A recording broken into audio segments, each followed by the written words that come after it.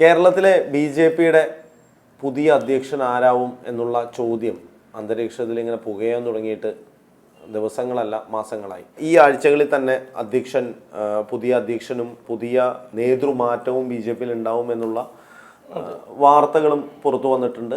ഇനിയിപ്പോൾ സുരേന്ദ്രൻ തന്നെ ഒരു ടൈം കൂടി കേരളത്തിലെ ബി.ജെ.പിയെ പരിപോഷിപ്പിക്കുവാനായിട്ടും ഉയർത്തുവാനുമായിട്ടുള്ള ശ്രമം ഉണ്ട് എന്നുള്ള തരത്തിൽ ചില വാർത്തകളും വരുന്നു. പക്ഷെ സുരേന്ദ്രൻ തന്നെ ഇത് നിഷേധിക്കുന്നുണ്ട്. സുരേന്ദ്രന് വലിയ താല്പര്യമില്ല എന്നുള്ള വാർത്തകൾ വരുന്നു. അത് ആദ്യം ബ്രേക്ക് ചെയ്ത് മീഡിയ വണ്ണാണ് കേട്ടോ. ഞാൻ നോക്കിയിരുന്നു. സുരേന്ദ്രന് തുടരില്ല എന്നുള്ളൊരു വാർത്ത ആദ്യം ഒരു 2-3 ആഴ്ച മുമ്പ് അത് ബ്രേക്ക് ചെയ്ത് മീഡിയ വണ്ണാണ്. ഇത്തരത്തിലുള്ള വാർത്തകളൊക്കെ നമ്മള് സ്ഥിരമായിട്ട് ഇപ്പൊ കുറെ പേരുകൾ ഇങ്ങനെ കേൾക്കുന്നുണ്ട്. അപ്പൊ എല്ലാരും പറയുന്ന ഭൂരിപക്ഷം ആൾക്കാരും വിശ്വസിക്കുന്നത് ശോഭാ സുരേന്ദ്രന്റെ പേരാന്ന് തോന്നുന്നു. ശോഭാ സുരേന്ദ്രൻ, രാജീവ് ചന്ദ്രശേഖർ താല്പര്യമില്ലത്രേ. അപ്പൊ രാജീവ് ചന്ദ്രശേഖർ ഒരു പൊളിറ്റീഷ്യൻ ആണെന്ന് തോന്നുന്നില്ല ഒരു നേതൃസ്ഥാനത്ത്. ഇപ്പൊ സുരേഷ് ഗോപി നേതൃസ്ഥാനം എന്നൊക്കെ പണ്ട് നമ്മൾ കേട്ടിട്ടുണ്ടായിരുന്നു, ഈ അധ്യക്ഷ സ്ഥാനം. പക്ഷെ അതിലെ ആൾക്കാർക്കൊന്നും പറ്റുന്നൊരു അതിലൊരു തിരുത്തം എന്താണെന്ന് വെച്ച് കഴിഞ്ഞാൽ അയാള് ബിസിനസ്സിൽ നിന്നും പൊളിറ്റിക്സിലേക്ക് മൊത്തമായ സമയം നിൽക്കാനുള്ള ഒരു പരിപാടി ഉണ്ടെന്നുള്ള രീതിയിലാണ് പുള്ളിയുടെ സംസാരം. അപ്പോൾ നമുക്ക് അങ്ങനെയും വ്യാഖ്യാനിക്കാം. ഒരു IT പ്രൊഫഷണൽ ആയിട്ടുള്ള ധനരാജ് ഇപ്പോൾ നമ്മുടെ ഈ മീഡിയയിൽ വരുന്നു എന്നുള്ളതാണ്. അതൊരു ഇൻട്രസ്റ്റ് ആണ്. ആ ഇൻട്രസ്റ്റ് വരുമ്പോൾ തന്നെ ഓട്ടോമാറ്റിക്കലി അതിലെ ഒരു കാര്യങ്ങളെല്ലാം ഇപ്പോൾ സുരേഷ് ഗോപി ഒരു നടനായി രാജ്യസഭയിൽ പോയി അദ്ദേഹം ഷൂട്ട് ചെയ്യാൻ പോകുന്നു, അഭിനയിക്കാൻ പോകുന്നു എന്നുള്ളൊരു രീതിയിലാണ്. ഇതിന് ശേഷം അദ്ദേഹം വന്നിട്ടാണ് കാര്യങ്ങൾ ചെയ്യുക. ഒരു നേതൃസ്ഥാനം എന്ന് പറയുമ്പോൾ ഒരു രാഷ്ട്രീയ കക്ഷിയുടെ ഒരു നേതൃസ്ഥാനം, പ്രത്യേകിച്ച് BJP പോലെ ഒരു കേരള സ്വഭാവമുള്ള രാഷ്ട്രീയ കക്ഷിയുടെ നേതൃസ്ഥാനത്തിരിക്കുന്ന ഒരാൾക്ക് നല്ലൊരു പവർ വേണം. ഇപ്പോഴത്തെ കണ്ടീഷനിൽ അങ്ങനെ ഒരു നല്ലൊരു നേതൃസ്ഥാനം ഇല്ല എന്നുള്ളതാണ് കേരളത്തിലെ BJPയുടെ ഏറ്റവും വലിയ കുഴപ്പമെന്ന്. അതെ, BJPക്കാരല്ലാത്തവർ പോലും MT രമേശിന്റെ പേരും കേൾക്കുന്നുണ്ട്. ഈ MT രമേശിന്റെ കാര്യം എടുത്തു കഴിഞ്ഞാൽ MT രമേശ്, ശോഭാ സുരേന്ദ്രൻ ഇങ്ങനെയുള്ള ഒരു ഘട്ടം നേതാക്കളാണ് ഉയർന്നു. ഇപ്പൊ നമുക്ക് സീനിയർ എന്ന് വേണമെങ്കിൽ പറയാം, ഒരു സെമി സീനിയർ നേതാക്കന്മാരാണ്. അതുപോലെ തന്നെയാണ് ഇനി ആര് വരും എന്നുള്ളൊരു ചോദ്യം. പക്ഷേ ഈ ചോദ്യങ്ങളൊക്കെ ചോദിക്കുമ്പോഴേ നമ്മൾ BJPയുടെ മുഖ്യമന്ത്രിമാരെ കണ്ടു. പല സംസ്ഥാനത്തും നമ്മൾ ആരും പ്രതീക്ഷിക്കാത്ത ആൾക്കാരാണ് മുഖ്യമന്ത്രിമാരായിട്ട് വന്നിട്ടുള്ളത്. BJP ഇങ്ങനെ ട്വിസ്റ്റുകൾ കേരളത്തിലും തന്നിട്ടുണ്ട്. ധനരാജ, ഞാൻ പറയാം. ഈ കുമ്മനം രാജശേഖരൻ ഇതിന്റെ അധ്യക്ഷനാവും എന്നുള്ള വാർത്ത ആദ്യമായി ബ്രേക്ക് ചെയ്യുന്ന ആൾ ഞാനാണ്. എനിക്ക് ചില അന്നത്തെ എൻ്റെ മാധ്യമ പ്രവർത്തനത്തിന്റെ ഭാഗമായിട്ട് അന്ന് എനിക്ക് ചില ഹിന്റുകൾ കിട്ടുന്നു. കുമ്മനം രാജശേഖരനായിരിക്കും കേരളത്തിലെ BJPയുടെ അധ്യക്ഷൻ എന്നുള്ളത്. അപ്പോൾ ഞാൻ ഈ വാർത്ത തപ്പിയിട്ട് ഈ കുമ്മനം രാജശേഖരൻ്റെ ബയോഗ്രഫിയും അദ്ദേഹത്തിൻ്റെ ചരിത്രമൊക്കെ കണ്ടുപിടിച്ചുകൊണ്ടിരിക്കുകയാണ്. ഈ സമയത്ത് പലരും എൻ്റെ അടുത്ത് പറഞ്ഞു അങ്ങനെ ഒരു സംഭവം ഉണ്ടാവില്ല. അതിനു മുമ്പ് ഈ ആറന്മുളയുമായി ബന്ധപ്പെട്ട് അവിടുത്തെ വിമാനത്താവളവുമായിട്ട് ബന്ധപ്പെട്ട ഒരു സമരം, അതിന് ശേഷം കുമ്മനം യാതൊരു ഈ പറയുന്ന പോലെ ഒരു ഒരു ഒരു ഒരു മുഖത്തില്ല, ഒരു വാർത്താമുഖത്തിൽ അന്ന് കുമ്മനം രാജശേഖരനില്ല. പക്ഷെ കുമ്മനം രാജശേഖരനായി, അതിനുശേഷം ശ്രീധരൻപിള്ളിയായി, ശ്രീധരൻപിള്ളിക്ക് ശേഷം സുരേന്ദ്രനായി. ഇവരൊക്കെ എപ്പോഴാണെന്നറിയും ഇവരെയൊക്കെ വാർത്തെടുക്കുന്നത്. നമ്മൾ സാധാരണ ഇപ്പോൾ നമ്മുടെ CPM-ൻ്റെ ആണെങ്കിൽ പാർട്ടി സമ്മേളനം, അതിനുശേഷം ഒരു പ്രഖ്യാപനം, ഇതൊക്കെയായിരിക്കും. കോൺഗ്രസിൻ്റെ ആണെങ്കിൽ നമ്മുടെ ഇവിടുന്ന് അകത്തേക്ക് കയറി പോകുമ്പോൾ തന്നെ പറയും ഞാനാണ് പ്രസിഡന്റ് എന്ന് കോൺഗ്രസ് പറയും. ഇല്ലെങ്കിൽ ഇന്ന ആളാണ് പ്രസിഡന്റ്. അതെ, അവസാനം എന്താ വെച്ച് കഴിഞ്ഞാൽ നമുക്ക് കൃത്യമായിട്ട് മനസ്സിലാവും ഇതൊക്കെ തന്നെയായിരിക്കുന്നു. പക്ഷെ BJPയുടെ നോക്കും. ഇപ്പൊ ധനരാജ് പറഞ്ഞത് മുഖ്യമന്ത്രി വരെ, ഇപ്പോൾ ഒരു മീറ്റിങ്ങിന്റെ ഇടയ്ക്ക് ഒരാളെ വിളിച്ചിട്ട് നിങ്ങളാണ് മുഖ്യമന്ത്രി എന്ന് പറയുമ്പോഴായിരിക്കും ചിലപ്പോൾ അയാൾ വരെ അറിയുന്നത്. ആ രീതിയിൽ അതെ, അതൊരു രീതി BJPയുടെ ആണ്. ഇപ്പൊ കേരളത്തിന്റെ തന്നെ ഈ പറയുന്ന ഒരു സീറ്റ് പോലും ഇല്ലാത്ത കേരളത്തിലെ അധ്യക്ഷന്റെ പ്രഖ്യാപനം എപ്പോഴാണ് വരണമെന്ന് അറിയോ? രാത്രി 9 മണി 10 മണി ഒരു ഇൻഡാസ് അവിടുന്ന് വരും ഡൽഹിയിൽ നിന്ന്. അത് വായിച്ചിട്ടാണ് നമ്മൾ വാർത്ത അടിക്കുന്നത്. സുരേന്ദ്രൻ, BJP അധ്യക്ഷൻ സുരേന്ദ്രൻ, ആ രീതിയിലാണ് BJPയുടെ ഒരു ഇത്. അപ്പോൾ എന്തും സംഭവിക്കാം, ഏത് രീതിയിലും ഏത് നിമിഷവും. ഈ രാഷ്ട്രീയ വാർത്തകൾ കൃത്യമായി കൈകാര്യം ചെയ്യുന്ന ഓരോ മാധ്യമ പ്രവർത്തകരും അതിൻ്റെ അകത്ത് വ്യക്തതയുണ്ട്. കാരണം 24 മണിക്കൂർ അവർ വെയിറ്റ് ചെയ്തേക്കാണ്. ഈ ഭൂകമ്പമൊക്കെ പറഞ്ഞ പോലെ, അല്ലെങ്കിൽ നമുക്ക് ഒട്ടും പ്രതീക്ഷിക്കാതെ ഒരു ബ്രേക്കിംഗ് പറഞ്ഞ പോലെ ആയിരിക്കാം BJPയുടെ അധ്യക്ഷൻ ആര് എന്നുള്ള ഉത്തരം വരുന്നത്. അപ്പൊ അതുകൊണ്ട് തന്നെ നമ്മൾ ഈ പറയുന്ന പേരുകൾ ഒന്നും ആവാൻ ഒരു സാധ്യതയില്ല ഇപ്പോഴത്തെ കേരളത്തിലൊരു സാഹചര്യത്തിൽ. നമ്മൾ അങ്ങോട്ടാണ് വരുന്നത്. BJP ഇപ്പോൾ ലക്ഷ്യമാക്കുന്നത് അവർക്ക് കിട്ടിയ ആകെ ലോക്സഭയിൽ ഒരു താമര വിരിഞ്ഞു, നിയമസഭയിലെ താമര കെട്ടപ്പോൾ 7 നിയോജക മണ്ഡലങ്ങൾ, ഈ നിയോജക മണ്ഡലം കൂടി ചേർന്ന് ഒരു ലോക്സഭാ മണ്ഡലം കിട്ടി. മനസ്സിലായില്ലേ? അപ്പോൾ നിയമസഭാ മണ്ഡലങ്ങൾ 7 ലോക്സഭാ മണ്ഡലങ്ങൾ കയ്യിൽ ഒതുക്കിയപ്പോൾ അതിനുള്ള റീസൺ എന്താണ് എന്നുള്ളത് കൃത്യമായിട്ട് ചിന്തിച്ചു. ഈ പൂരം കലക്കി, അത് കലക്കി, ഇത് കലക്കി എന്നൊക്കെ പറഞ്ഞാലൊന്നും അതൊന്നും അല്ല റീസൺ. ഇത് കൃത്യമായി നോക്കിക്കഴിഞ്ഞാൽ ക്രിസ്ത്യൻ മേഖലകൾ കൃത്യമായ രീതിയിൽ BJPയുടെ കൂടെ നിന്നു. ഗുരുവായൂർ എന്തുകൊണ്ട് വോട്ട് കുറഞ്ഞു, എന്നാൽ തൃശ്ശൂർ എന്തുകൊണ്ട് വോട്ട് കൂടി? അതെ, ഇങ്ങനെയുള്ള കുറേ ചോദ്യമുണ്ട്. അപ്പോൾ ഇത് ക്രിസ്ത്യൻ മേഖലയാണ്. അതുപോലെ എല്ലാ തരത്തിലുള്ള ന്യൂനപക്ഷത്തിന്റെ വോട്ടുകളും ഈ സുരേഷ് ഗോപിക്ക് കിട്ടി. അത് സുരേഷ് ഗോപിയുടെ സ്റ്റാർ വാല്യൂ ആണ്. അത് പൂരം കളിക്കൊണ്ടല്ല. ഇതിൻ്റെ അകത്ത് ക്രിസ്ത്യൻ വിഭാഗം ഈ കോൺഗ്രസിനെ അനുകൂലിച്ചുകൊണ്ടിരുന്ന ഒരു വലിയ വിഭാഗം വന്നു. ഇതിന് ശേഷം നരേന്ദ്രമോദിയുടെ സർക്കാർ അധികാരത്തിൽ വന്നു. അധികാരത്തിന് ശേഷം അവർ കൊണ്ടുവന്ന ആദ്യത്തെ കാര്യം എന്ന് വെച്ചാൽ വഖഫ് ഭേദഗതി ബില്ലായിരുന്നു. ഈ വഖഫിനെ എതിരായിട്ട് ഇവിടെ 140 MLA-മാരും ഈ പുതിയ ബില്ലിനെ എതിർത്തുകൊണ്ട് പ്രമേയം പാസ്സാക്കി. ഈ പ്രമേയം പാസ്സാക്കി കഴിഞ്ഞപ്പോഴാണ് നമ്മുടെ മുനമ്പത്ത് ഇത്തരത്തിലുള്ളൊരു സമരം നടന്നത്. ഈ സമരം നടത്തുന്നതിൽ ഏറ്റവും കൂടുതൽ ഹിന്ദു വിഭാഗവും ക്രിസ്ത്യൻ വിഭാഗവുമാണ്. ക്രിസ്ത്യൻ വിഭാഗത്തിൽ ലത്തീൻ കത്തോലിക്കർ ആണ് ഇതിൽ കൂടുതൽ. പിന്നെ ഉള്ളത് നമ്മുടെ ഈഴവ വിഭാഗവും മറ്റു കാര്യങ്ങളുമാണ്. അപ്പോൾ ഈ ലത്തീൻ കത്തോലിക്കരുടെ ഒരു പ്രത്യേകത എന്ന് വെച്ച് കഴിഞ്ഞാൽ അത് നമുക്ക് എപ്പോഴും അറിയാവുന്ന ഒരു കാര്യമാണ്. എന്തുകൊണ്ട് എറണാകുളത്ത് ഹൈബി ഈഡൻ എല്ലാ പ്രാവശ്യം ചോദിക്കുന്നു, അല്ലെങ്കിൽ ഹൈബി ഈഡൻ വേണ്ട, അവിടെ ഒരു കൈപ്പത്തി മാത്രമേ വച്ചിട്ട് ഏത് ആളെയും കൊണ്ട് നിർത്തിയാലും ജയിക്കുന്നതിനുള്ള കാരണം എന്താണ്? ഈ KV തോമസ് ഇവിടുന്ന് മീനും വാങ്ങിച്ച് പണ്ട് തൊട്ട് ഡൽഹിക്ക് പോകാനുള്ള ഒരു സാഹചര്യം ഒത്തു വന്നത് എങ്ങനെയാണ്? കറക്റ്റായിട്ട് ഒരു ലത്തീൻ കത്തോലിക്കനായ ഒരാളെ കൃത്യമായി കണ്ടുപിടിച്ച് കരുണാകരൻ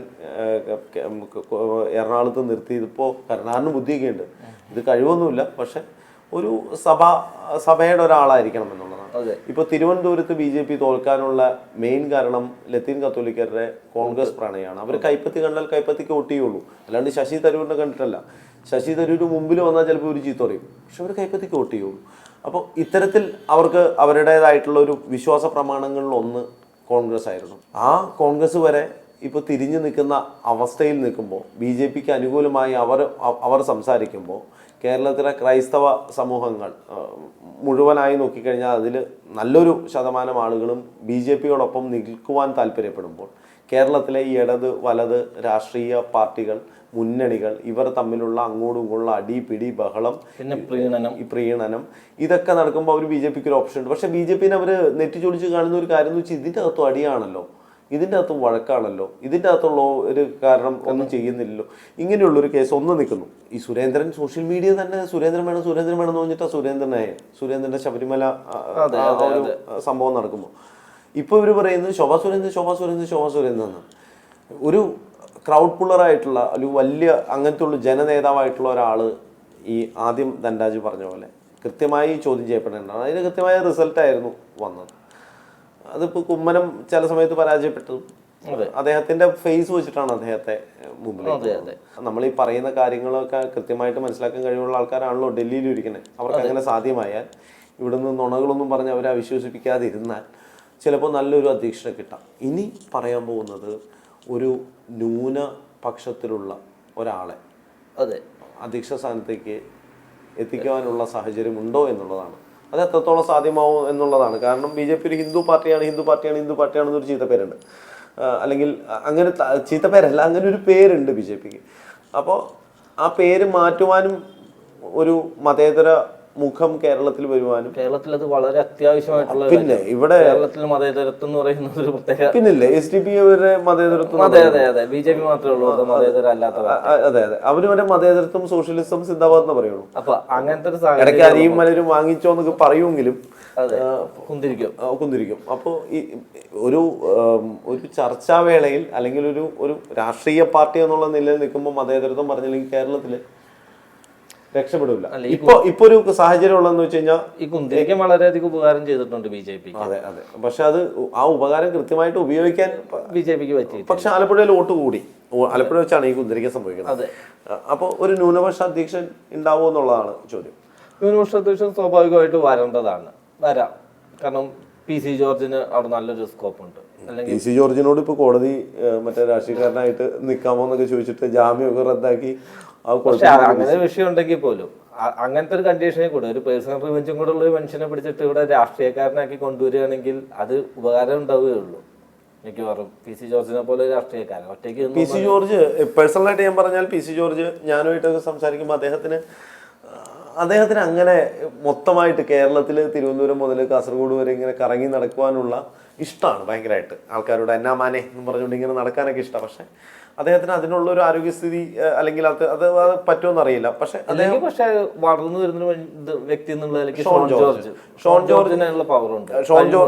ജോർജിന് അടുത്ത വർഷം എനിക്ക് തോന്നുന്നത് ചിലപ്പോൾ PC ആണോ ഷോണാണോ ഈരാറ്റുപേട്ട നിൽക്കുക എന്നുള്ളത്. ഇപ്പൊ കേസും ഇങ്ങനെയുള്ള ഹൈക്കോടതി ഈ ഒരു കോടതിയുടെ പരാമർശമൊക്കെ വന്നുകൊണ്ട് ഷോണിന് അത്തരത്തിലുള്ള സാധ്യത PC-യുടെ സ്വന്തം മണ്ഡലമായ പൂഞ്ഞാറുണ്ട്.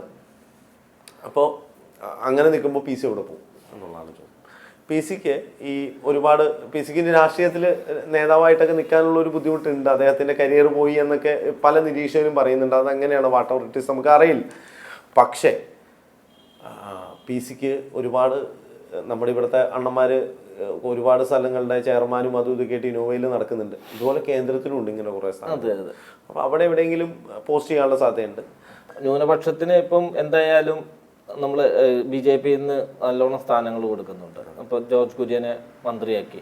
ജോർജ് കുര്യൻ നേരത്തെ ഇരുന്ന ന്യൂനപക്ഷ കമ്മീഷൻ ചെയർമാൻ സ്ഥാനം, ആ സ്ഥാനമൊക്കെ കിട്ടാം. അങ്ങനത്തെ ഏതെങ്കിലും ഒരു സ്ഥാനത്ത് അദ്ദേഹം വരും. അല്ലെങ്കിൽ ഞാൻ ഈ പറഞ്ഞ പോലെ തന്നെ BJP-ക്ക് കേരളത്തിലൊരു രാഷ്ട്രീയക്കാരനെ ന്യൂനപക്ഷ രാഷ്ട്രീയക്കാരൻ എന്നുള്ള നിലയ്ക്ക് ചിലപ്പോൾ വരാൻ ചാൻസ് ഉണ്ട് ഒരു അധ്യക്ഷനായിട്ട്. അതെ. അപ്പോൾ ഗവർണർ സ്ഥാനമൊന്നും PC-ക്ക് കിട്ടുമെന്ന് ഞാൻ വിശ്വസിക്കുന്നില്ല. അതൊന്നും കൊടുക്കാനുള്ള സാഹചര്യം വളരെ കുറവായിരിക്കും. പറയാൻ പറ്റില്ല. മണിപ്പൂർ പോലെ ഏതെങ്കിലും ഒരു സ്ഥലത്തൊക്കെ ഈ തോക്കും കൊണ്ട് പോയാൽ ശരിയാവില്ല. അത് BJP-ക്കാർക്ക് അറിയാം. അപ്പോൾ അത്തരത്തിലുള്ള കാര്യങ്ങളൊക്കെ നടക്കുന്നുണ്ട്. പക്ഷെ നമ്മൾ ചർച്ച ചെയ്യുന്ന വിഷയം ഒരു ന്യൂനപക്ഷ വിഭാഗത്തിൽപ്പെട്ട ഒരാൾ BJP-യുടെ അധ്യക്ഷനാവും എന്നുള്ളതാണ്. നമുക്ക് ഇതുവരെ പറയാം. കാരണം ഈ അധ്യക്ഷ സ്ഥാനം എത്തുന്നവരെ എന്ത് സംഭവിക്കാം. അതെ, എന്ത് സംഭവിക്കാം. കാരണം നമുക്കറിയാം ഒന്നും പ്രതീക്ഷിക്കാത്ത സംഭവങ്ങളൊക്കെ മാത്രമാണ് BJP-ന്ന് ഓരോ ടെസ്റ്റുകൾ ഇങ്ങനെ എപ്പോഴും വന്നുകൊണ്ടിരിക്കുന്നത്. ഈ പത്തനംതിട്ട മുതൽ നമുക്ക് നോക്കാം. പത്തനംതിട്ട കഴിഞ്ഞാൽ ആലപ്പുഴ കഴിഞ്ഞാൽ കോട്ടയത്തിൻ്റെ സൈഡിൽ ഇടുക്കി കഴിഞ്ഞാൽ എറണാകുളം കഴിഞ്ഞാൽ ചാലക്കുടി അടക്കമുള്ള തൃശ്ശൂർ. ഇങ്ങനെ ഒരു ബെൽറ്റ് ഇങ്ങനെ നിൽക്കുകയാണ്. ഒരു ക്രിസ്തീയ വിഭാഗത്തിൻ്റെ ഒരു മധ്യ കേരളത്തിൻ്റെയും ഇതിൻ്റെ നടുക്കായിട്ടൊരു വലിയ ഒരു സ്വാധീനമുള്ള ക്രിസ്ത്യൻ സ്വാധീനമുള്ള ഒരു ഏരിയയാണ്. ഇപ്പോൾ BJP-നെ എടുത്തു കഴിഞ്ഞാൽ BJP സ്ഥാനാർത്ഥിയായിട്ടൊക്കെ മത്സരിക്കുമ്പോൾ ഇടുക്കിയിൽ കോട്ടയത്തൊക്കെ ക്രിസ്ത്യൻ സ്ഥാനാർത്ഥികളെ മത്സരിക്കുന്നത് കുറേ നാളായിട്ട്. അപ്പോൾ ഇത്തരത്തിലുള്ള സാഹചര്യങ്ങളൊക്കെ മുൻനിർത്തി നിൽക്കുമ്പോൾ ഈ അധ്യക്ഷ സ്ഥാനത്തേക്ക് ഒരാൾ എത്തുമോ എന്നുള്ളത് അത് പറയാൻ പറ്റില്ല. കാരണം സാധ്യത കൂടുതലാണ്. പക്ഷേ ഒരു കാര്യം, കേരളത്തിൽ ഇപ്പോൾ എത്തിയാലേ BJP-ക്ക് ഒന്ന് മുന്നോട്ട് പോകാൻ പറ്റുള്ളൂ. അതെ, കാരണം കേരളത്തിലെ ഒരാളും ഹിന്ദു എന്നുള്ള നിലയ്ക്ക് ഹിന്ദു ആയിട്ടൊന്നും വോട്ട് ചെയ്യുന്ന ഒരാളെന്ന് തോന്നുന്നില്ല. കാരണം കേന്ദ്രത്തിന്റെ ഭരണം കണ്ട് വോട്ട് ചെയ്യുന്നവരുണ്ട്. അത് ഹിന്ദു എന്നുള്ള ബേസിൽ പഴയ കാലത്ത് നരേന്ദ്രമോദി വർഗീയവാദി എന്ന് പറഞ്ഞ് വോട്ട് ചെയ്തവരൊന്നുമല്ല. കേന്ദ്രത്തിന്റെ പ്രവർത്തന രീതികൾ കണ്ടിട്ടും ഒരു അഴിമതി ഇല്ലാത്തൊരു ഭരണം കണ്ടിട്ടും ഒക്കെ വോട്ട് ചെയ്യുന്നവരാണ് ഇപ്പോൾ. പിന്നെ കേരളത്തെ പിന്നൊരു വിഭാഗം ഉള്ളത് ഇവിടുത്തെ LDF UDF മുന്നണികളും അടുത്ത ആൾക്കാർ. അവർക്കും ഒരു വോട്ട് ചെയ്യാൻ ഒരു സ്പേസ് വോട്ട് ചെയ്യാനില്ല. അങ്ങനത്തെ ഒരു സാഹചര്യത്തിൽ BJP-ക്ക് പ്രത്യേകിച്ച് ക്രിസ്ത്യൻ വിഭാഗത്തിൽ നിന്ന്, കാരണം LDF-ഉം UDF-ഉം നടത്തുന്ന ഒരു പ്രീണന രാഷ്ട്രീയമുണ്ട്. UDF എന്ന് പറഞ്ഞാൽ മുസ്ലിം ലീഗ് അതിൻ്റെ ഒരു ഭാഗമാണ്. കഴിഞ്ഞ പ്രാവശ്യം ഈ LDF ഉണ്ടാക്കിയ കുറേ നരേറ്റീവ് ഉണ്ട്. പിന്നെ മുസ്ലിം ലീഗ് ഈ കുഞ്ഞാലിക്കുട്ടി രാജിവെച്ച് വന്നപ്പം കുഞ്ഞാലിക്കുട്ടി അടുത്ത ഉപമുഖ്യമന്ത്രി, അങ്ങനെയൊക്കെ മുസ്ലിം ലീഗിൻ്റെ പിന്നെ പള്ളി പൊളിച്ച ഇഷ്യൂ, ഇങ്ങനത്തെ കുറേ കാര്യങ്ങൾ അതിനെപ്പറ്റി എഴുതിയ ലേഖനം, ഇതൊക്കെ കൂടെ വെച്ചിട്ട് ഈ LDF നന്നായിട്ട് വർഗീയത കളിച്ചപ്പോഴാണ് LDF-ന് മുസ്ലിം വോട്ടുകൾ കിട്ടിയത്. അതേ അവസ്ഥയെ തന്നെ ആയിരിക്കും. അങ്ങനത്തെ ഒരു സാഹചര്യം ഉള്ളതുകൊണ്ട് ഈ ക്രിസ്ത്യൻ വോട്ടുകൾ ഇനി എന്തായാലും LDF-ന് പോകുന്ന ഞാൻ പ്രതീക്ഷിക്കുന്നില്ല. കോൺഗ്രസിനും പോകാൻ ചാൻസ് കുറവാണ്, പ്രത്യേകിച്ച് ഈ മുനമ്പം വിഷയം അടക്കമുള്ള കാര്യങ്ങൾ നിൽക്കുമ്പോൾ. ഈ ഒരു സാഹചര്യത്തിൽ ഇവിടെ ഒരു ന്യൂനപക്ഷമായിട്ടുള്ള ഒരു വ്യക്തി BJP അധ്യക്ഷ സ്ഥാനത്തോട്ടോ നേതൃസ്ഥാനത്തോട്ടോ വരുമ്പം അത് ശരിക്കും BJP-ക്ക് ആയിരിക്കും, കേരളത്തിലെ BJP-ക്ക് സീറ്റ് കൂടുതൽ കിട്ടാൻ ചാൻസ് ഉണ്ട്. BJP-യുടെ അധ്യക്ഷൻ ആരാണെങ്കിൽ പോലും മധ്യകേരളം അടങ്ങുന്ന ഒരു ക്രിസ്ത്യൻ ബെൽറ്റ് ഉണ്ട്. ഈ ഒരു സ്പേസ് കവർ ചെയ്യേണ്ടത് BJP-യുടെ ആവശ്യമാണ്. അതുകൊണ്ട് തന്നെ മാത്രമേ സാധ്യതയുള്ളൂ. അപ്പോൾ ഇത് നോക്കേണ്ട രണ്ട് കാര്യം. ഒന്ന്, PDP ആയിട്ടും കാശ്മീർ പോയിട്ട് ബന്ധപ്പെട്ടവരാണ് BJP. അപ്പോൾ ഒരു സ്ഥലത്ത് ഭരണം കിട്ടാൻ വേണ്ടി അല്ലെങ്കിൽ അവിടെ രാഷ്ട്രീയമായിട്ട് സ്വാധീനം ചെലുത്താൻ വേണ്ടി അടിസ്ഥാനപരമായി അവിടെ എന്താണ് വേണ്ടത്, എന്താണ് ആ സമയത്ത് ഉദ്ദേശിക്കേണ്ട രാഷ്ട്രീയ പാഠം എന്തെന്ന് ഉൾക്കൊണ്ടുകൊണ്ട് കൃത്യമായ രീതിയിൽ BJP അവിടെ അവരുടേതായിട്ടുള്ള ഒരു പുതിയ ഒരു മെനു അവർ പ്രസൻറ്റ് ചെയ്യാറുണ്ട്. അപ്പോൾ അത് മിക്കവാറും കേരളത്തിലും സംഭവിക്കാം. ഇത് അധ്യക്ഷൻ ന്യൂനപക്ഷമാണോ എന്നുള്ളതാണ് ചോദ്യം. ആയില്ലെങ്കിലും ഞാൻ ഈ പറഞ്ഞ പത്തനംതിട്ട മുതൽ തൃശ്ശൂർ വരെയുള്ള സ്ഥലങ്ങളുടെ കൃത്യമായ സ്വാധീനം ചെലുത്തുവാനുള്ള, അതുപോലെ തന്നെ തീരദേശ മേഖലകളിലുള്ള ക്രിസ്ത്യൻ വിഭാഗത്തിനെ കൂടെ നിർത്തുവാനുള്ള ഒരു നേതാവ് BJPയുടെ തലപ്പത്ത് താക്കോൽ സ്ഥാനത്ത് തന്നെ എത്തും എന്നുള്ളതാണ് കിട്ടുന്ന നമുക്ക് അനലൈസ് ചെയ്യുന്നത്. കാരണം കൃത്യമായിട്ട് നമുക്ക് അതിന് ഉറപ്പായിട്ട് പറയാൻ പറ്റില്ലെങ്കിൽ പോലും അത്തരത്തിലുള്ള ഒരു ഒരു ഒരു ഒരു ഒരു ഒരു പിന്നെ ഇവിടെ സംഘത്തിന് നല്ല RSSന് നല്ല സ്വാധീനമുള്ള ഒരു ഏരിയയാണ്. അപ്പം RSSുമായിട്ട് ബന്ധമുള്ള ഏതെങ്കിലും ക്രിസ്ത്യാനികളിലുള്ള അവരാരെങ്കിലും വരാനും സാധ്യതയുണ്ട്. എന്തായാലും BJP അധ്യക്ഷൻ ആരാവും? ന്യൂനപക്ഷ വിഭാഗത്തിൽപ്പെട്ട ഒരു BJPക്കാരനായിരിക്കുമോ, അതോ സാധാരണ ചെയ്യുന്ന പോലെ ഒരു അധ്യക്ഷൻ, പുതിയതായിട്ടുള്ള ക്രൗഡ് പുള്ളറായിട്ടുള്ള ഒരു അധ്യക്ഷൻ എത്തുമോ എന്നുള്ളത് അടുത്ത ദിവസങ്ങളിൽ തന്നെ അറിയാം. ഏത് പകലറിയാം, ഏത് രാത്രി അറിയാം എന്നുള്ളത് മാത്രമാണ് ചോദ്യമായി എത്തുന്നത്. എന്തായാലും പുതിയ അധ്യക്ഷൻ ആരായാലും എല്ലാവിധ അഭിവാദ്യങ്ങളും നേരുന്നു. മറ്റു വിഷയവുമായി വീണ്ടും ചേരാം. നന്ദി, നമസ്കാരം.